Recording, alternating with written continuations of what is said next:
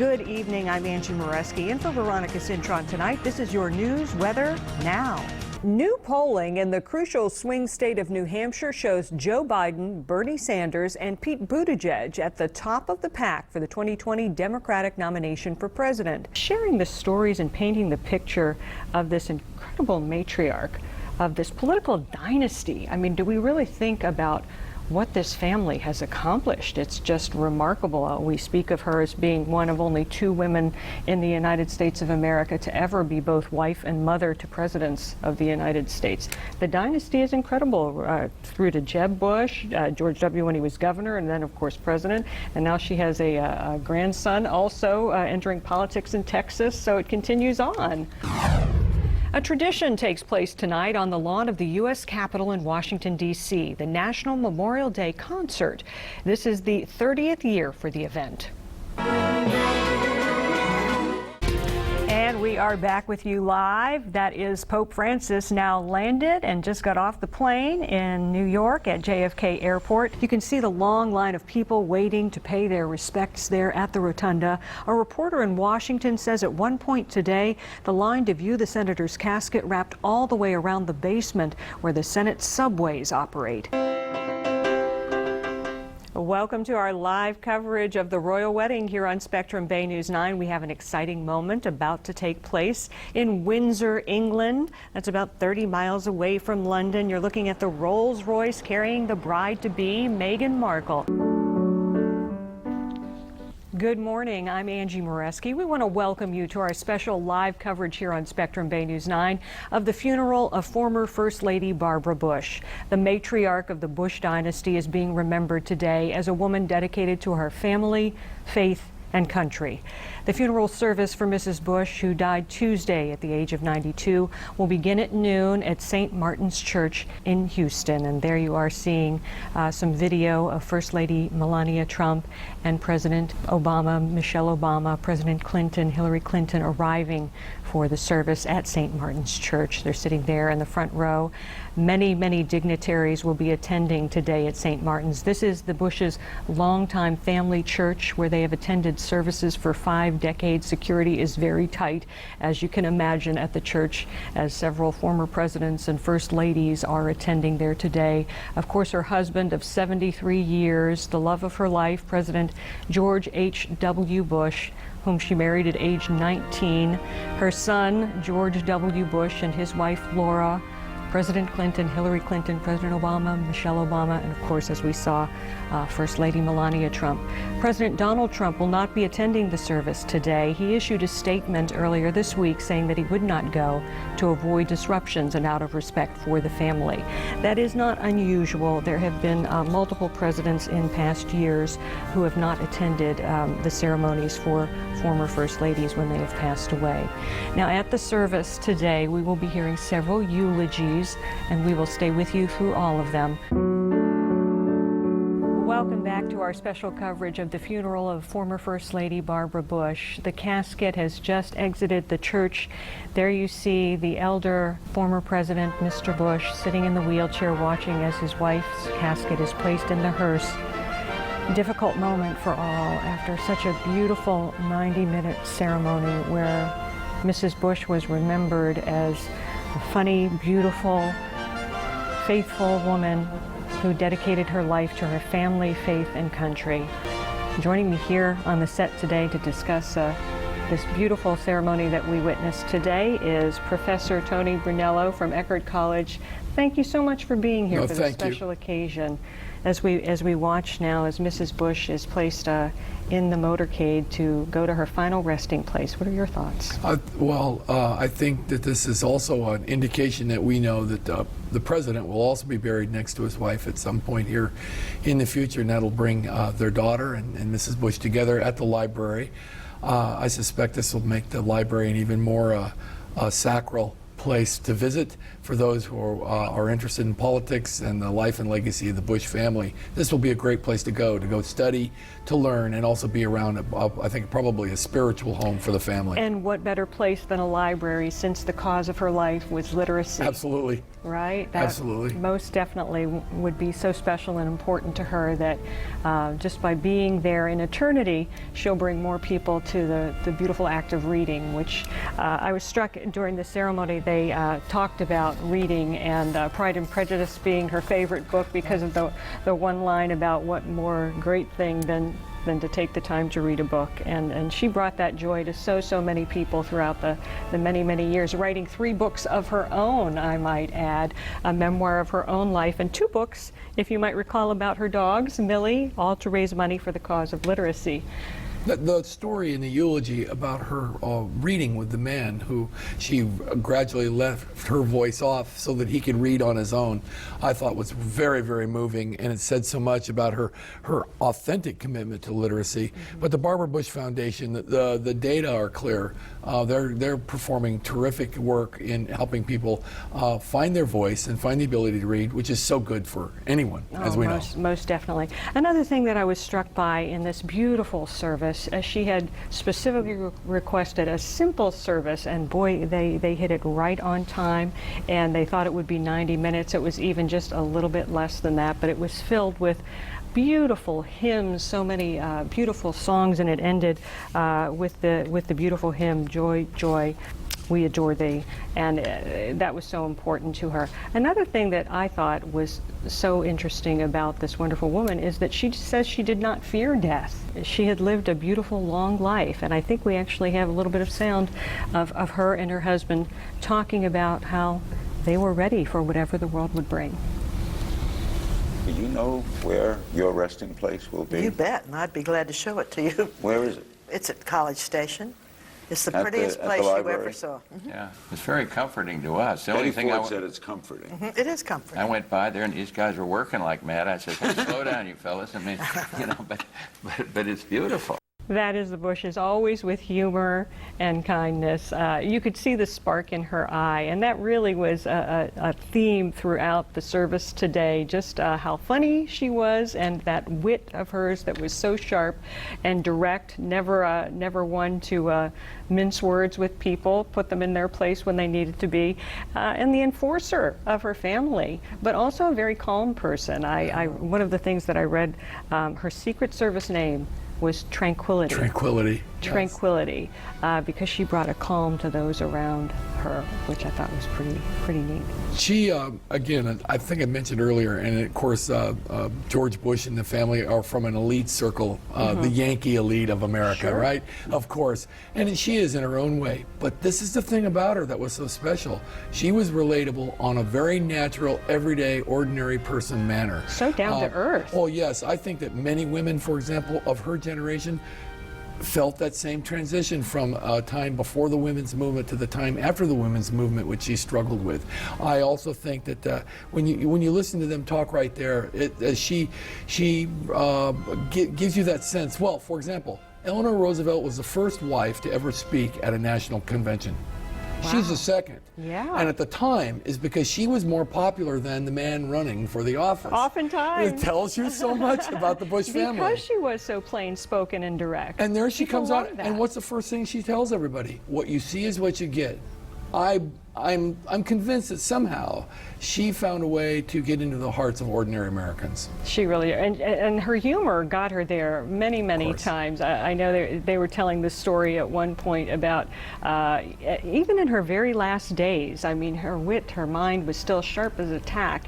And George W. Bush walked in as she was resting there in her final days, and she asked the question, "Do you know how George got the way he was?"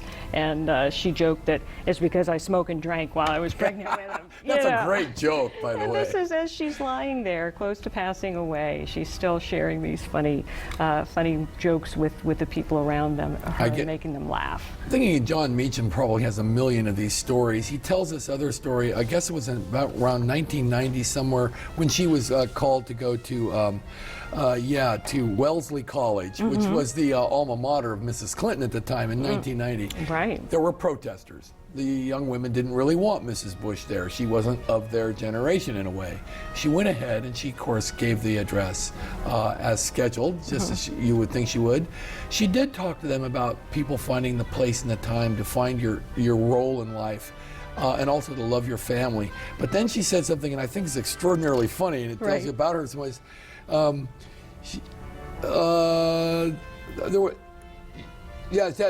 hopes that there was someone out in the audience who would, like her one day, preside over the White House as the president's spouse. And then she paused and she said, and I wish him well.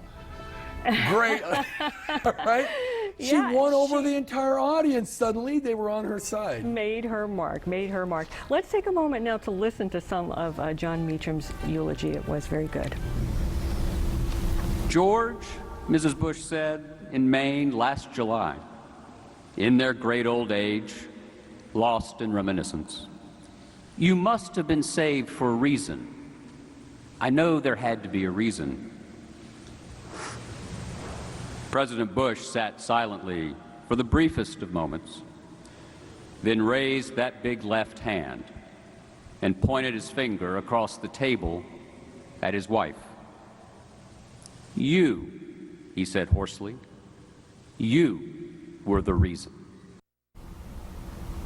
And that tells you so much there just with those few sentences. That was a love story. They were married for more than 70 years, 73 years. They met when she was just 16, he was 17, got married when she was 19, and they've been together and lived this incredible life together all of these many, many years. Truly an amazing marriage. And that was the right answer. I don't know about you, but it gets you get a little bit choked up on a day like today when you hear that his answer was, you were the reason. What Meacham was referring to, of course, is the harrowing experience that George had in the Second World War, having his plane shut out from under him. 2 of his crewmen did not make it back from that experience. So it was a narrow shake with death right there for him. And of course he came right home and then married Barbara. Absolutely, yes, because he wasn't going to let her get away. No, we were not going to wait any longer on that. Right, and they had a beautiful letter campaign back and forth with each other while he was still away. And of course he comes back and you see them 70 years later still smitten with each other, if you will, and just a beautiful, beautiful thing. Of course, they had 6 children together, 7 grandchildren, 17 great-grandchildren, many of them participating in the service there today. The grandchildren were pallbearers. We had several of the grandchildren delivering readings there today. Of course, her son Jeb delivered one of the eulogies. All of the children were there, and together in sharing the stories and painting the picture of this incredible matriarch of this political dynasty. I mean, do we really think about what this family has accomplished? It's just remarkable. We speak of her as being one of only 2 women in the United States of America to ever be both wife and mother to presidents of the United States. The dynasty is incredible, through to Jeb Bush, George W. when he was governor, and then of course president, and now she has a grandson also entering politics in Texas, so it continues on. Yeah, families like this are rare. I think sometimes as Americans we can undervalue them until moments like these where we're reminded of what great contributions they've made to the spirit and the success of the nation. The Bushes are a family that models public service in the grandest sense of it. That public service and country come first. Right. Well, family and then country, I'd say. Faith, family, and friend. Right. She said were the 3 pillars of her life and the most important things to her. She said on many occasions that she was the luckiest woman in the world. George and I are the luckiest couple in the world, she would say, and she would stick to those 3 pillars: faith, family, and friend, and that was so evident in the service today. It was a theme that ran throughout from every person who spoke. I was really tickled when Jeb Bush talked about her and how she was the enforcer in the household and made sure that they eat your broccoli, do your homework, be kind to people, all of the things that we're taught throughout our lives when we're just little children. She was repeating to all of her grandchildren and her children today and trying to instill in them those values. Looked over at his father and and reminded him of that because, of course, it was famous that Mr. Bush, the senior, does not like broccoli. Right. And in fact, I remember in that one presidential campaign, he proved that he could be down home by eating those chicharrones, those fried bacon crisps. Oh, gosh. Which is a terrible Ugh. snack, yeah. Well, you're thinking, well, you could have, broccoli is better than that. Yeah, most definitely, especially if you dip it in ranch dressing. You can't Yeah, go of wrong course. with it when you're No, doing that. of course But what a great family, and what a beautiful service today in memory of this woman who has led this incredible family for many, many decades now. And we were pleased to be able to bring this to you today. We hope you enjoyed being part of the funeral for Barbara Pierce Bush here today. We thank you, Professor Brunello. We thank you for watching. Please stay with us throughout the day. We'll have continuing coverage for you. Have a good afternoon. And we are back with you live. That is Pope Francis now landed and just got off the plane in New York at JFK Airport. He has the white on in the middle of that crowd. He's been greeted by Cardinal Timothy Dolan and several other dignitaries there on the tarmac. The Pope, of course, left Washington, D.C. just about an hour, a little longer than that, and landed in New York at about 5 p.m. He walked down the steps slowly. Very windy evening there in New York City. Far different atmosphere than it was in hot and muggy, humid Cuba just a few days ago. Now he's experiencing wonderful fall weather in the Big Apple tonight, and we can see smiling Pope Francis. He is enjoying his visit here to the United States. It has been a historic trip. Of course, first time ever that a pope spoke to a joint session of Congress this morning. It was quite an exciting day for him, and the Pope likes to reach out to the people, and he's had many opportunities to do that. We've seen him touching, kissing babies, kissing children, giving many of hugs. He likes to be called the People's Pope. He has taken a vow of poverty, and we'll see that that is touching his heart today when he meets with 200 indigent people here in New York. That's where his true heart is, as he's told us to follow the golden rule. Do unto others as you would have them do unto you, to be kind to others. He's touched on many interesting and sometimes controversial issues. Today, during his speech at Congress, he spoke of immigration and abortion, some hot button issues there, but he also spoke of peace and love and unity, which is the true message that the Pope is trying to spread here in the United States. Welcome to our live coverage of the royal wedding here on Spectrum Bay News 9. We have an exciting moment about to take place in Windsor, England. That's about 30 miles away from London. You're looking at the Rolls-Royce carrying the bride-to-be, Meghan Markle, American actress, about to wed a British prince. Prince Harry and Meghan's wedding today. It's been a long few months of preparation, and today the exciting moment is finally here. She is now riding in that Rolls-Royce up what they call the Long Walk, which is essentially the driveway leading to the beautiful Windsor Castle, which you see there. And hundreds of people have gathered around outside. And there we see Prince Harry and Prince William, his brother, sitting next to him, who is the best man for the wedding today. That actually breaks with royal tradition. Generally, they don't have adults in the wedding party, but Prince Harry, as his brother did, is having his brother be the best man. And as you can see, they're both dressed in their military uniforms. That was also a question, whether Harry would wear his military uniform. Also, many speculating whether he would keep his beard, and indeed he has. They are quite the stunning couple, Meghan and Harry, and now we await Meghan Markle's arrival at Prince George Chapel there at Windsor Castle. It's going to be an exciting day. There are many American celebrities invited to the event. We already saw Oprah Winfrey arriving, Serena Williams arriving. Also, Elton John is going to be at the event today, a very special guest indeed, given his close relationship with the boy's mother, Princess Diana, who is not there in person, but her presence is certainly being felt. The chapel has been decorated with white roses, which were Diana's favorite. So he's waiting now. Imagine a bit nervous as his bride-to-be is about to arrive. she will take the unusual step of walking partially down the aisle by herself, and then Prince Charles, Prince Harry's father, will meet her to escort her down the aisle, but he will not hand her off to Prince Harry. As a very independent woman, she has decided that he will step back and that she will give herself to Harry. So that is a very interesting and modern approach to a royal wedding that we haven't seen before. But as you can see, the chapel is absolutely beautiful. Look at those stained glass windows.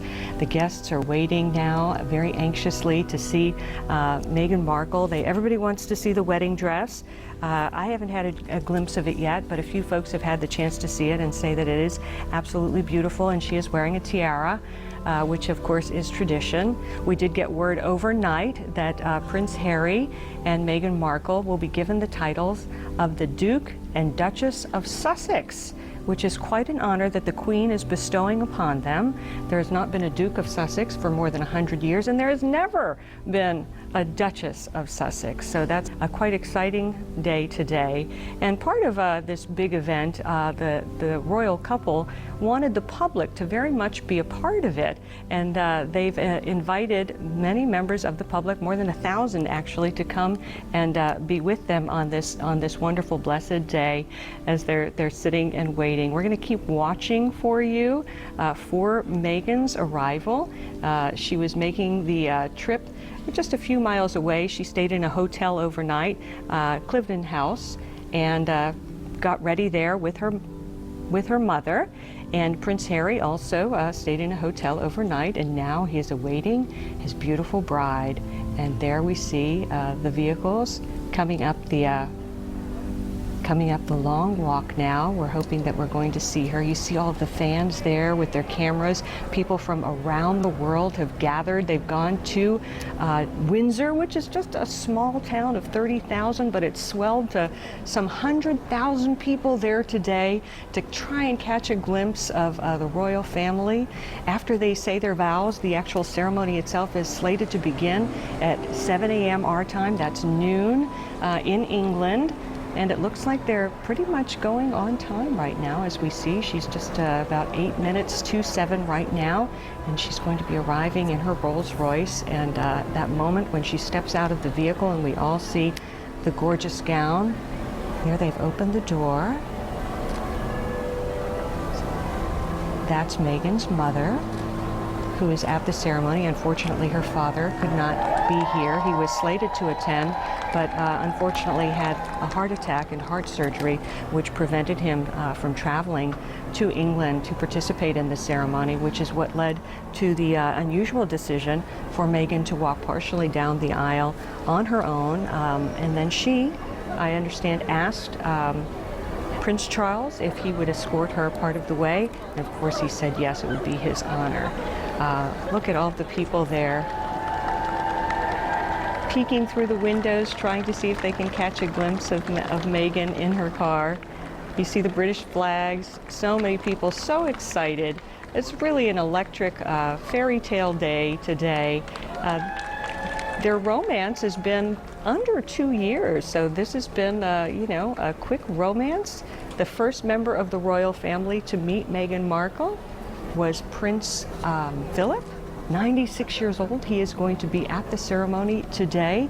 There was some question about whether he would make it. And there we see,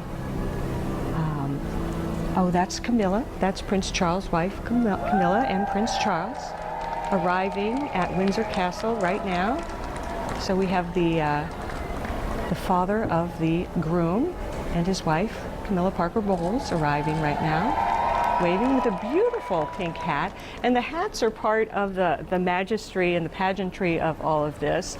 It's become tradition for decorative hats to be worn at these ceremonies. Oh, and there we see the Queen and Prince Philip, looking beautiful in a striking lime green with purple flowers on top. And Prince Philip looking healthy, which is very nice to see. He had just undergone hip surgery about 2 months ago, and as I mentioned, there was some concern that he might not be able to attend the ceremony. So I think everybody is so happy and thrilled to see the Queen and Prince Philip together for this beautiful, wonderful occasion here today. So exciting. Everybody is applauding and bowing, curtsying, as they do whenever the Queen arrives. beautiful, beautiful ceremony, beautiful day. Could not ask for more clear, bright, sunny, perfect weather for England. Luckily, no rain. As we see, they're waving to the crowd. And the town of Windsor is a very special place for Prince Harry. It is the site of Eton College, where he attended for 5 years before going into the military. And there we see the Queen, Queen Elizabeth, getting out of the vehicle. And she's giving the gift of the title of Duke and Duchess of Sussex to her grandson and her new granddaughter-in-law. And there they go, Prince Philip walking into Windsor Castle of his own accord, no cane, which is very nice to see, given that he had just had hip surgery not too long ago.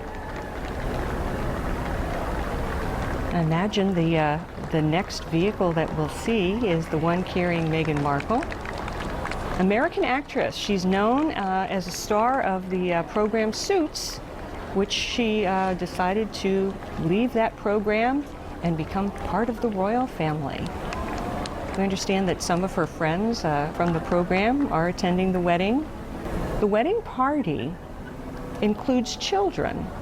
There are several flower girls and page boys, and I think those are the children you're seeing waving in that vehicle right there. Among the page boys and flower girls are Prince William's children, Prince George and Princess Charlotte. You may remember Princess Kate Williams, had to man them during her sister Pippa's wedding not too long ago. And so they are going to be rounded up. I understand during the practice sessions that it was always a little bit difficult trying to round up the kids and getting them to go down the aisle as they're supposed to. But they had a few chances to practice, so perhaps this will go well. And there we see the Queen, looking lovely. Beautiful coat and hat, always matching. That is her staple. She always loves to match.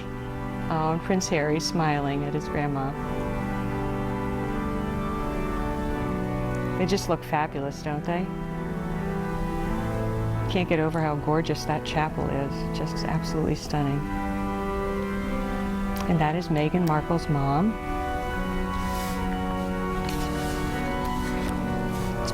She got to meet the Queen yesterday, and Prince Philip as well. Now Meghan will have no maid of honor. Only the children will be part of her wedding party, and there you see the little ones coming out right now, heading into the chapel, the flower girls in their beautiful white dresses.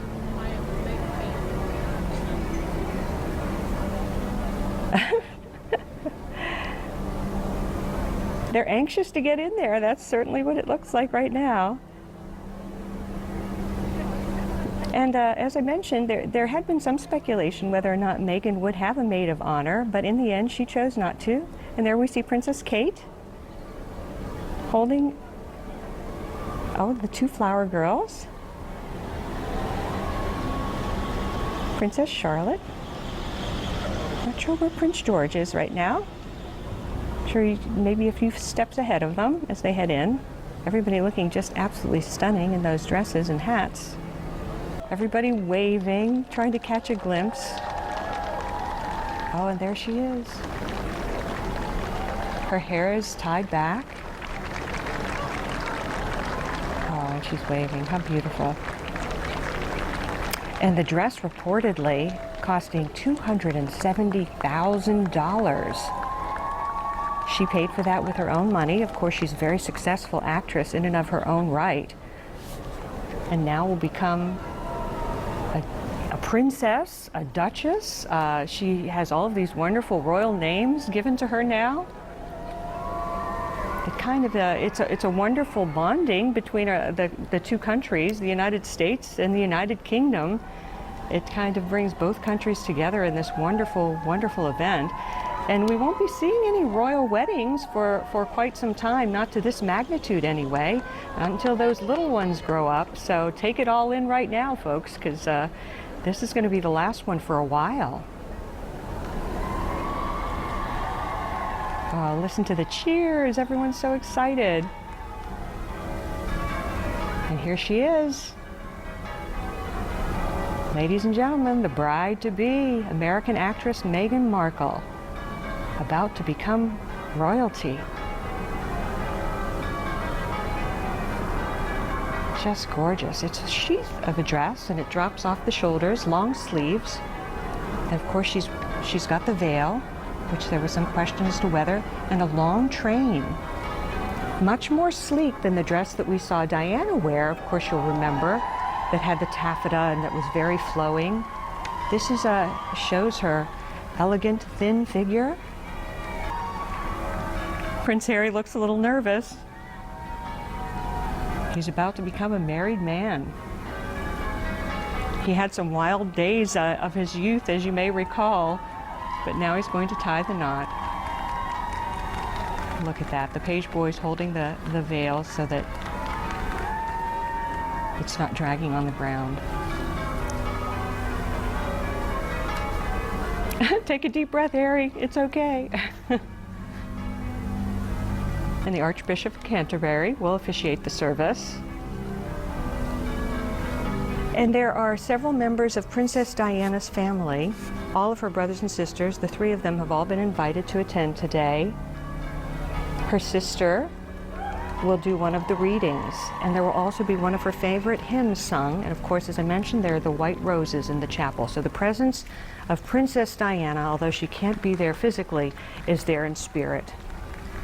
And there is the beautiful Windsor Chapel. Oh, breathtaking. Look at that tiara, sparkling.